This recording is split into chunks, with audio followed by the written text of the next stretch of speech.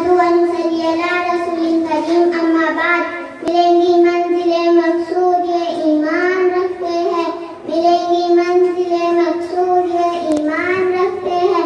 हम अपनी रहनुमाई के लिए कुरान रखते हैं, हम अपनी रहनुमाई के लिए कुरान रखते हैं।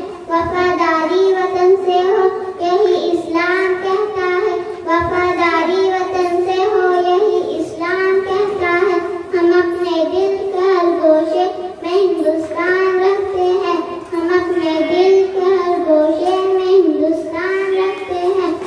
मोहतरम सदर मुदर्रिस साहब, असातिज़े इकराम, अज़ीज़ तलबा व तालिबात, अस्सलामु अलैकुम। मुअज़्ज़ज़ सामाईन गिरामी, आज का ये दिन जिसे हम यौम आज़ादी कहते हैं, ये वो दिन है जिस दिन से चमन की मुरझाई हुई कलियों पर फिर से तरोताज़गी, गुलों पर रंग और चमन में बहार आई।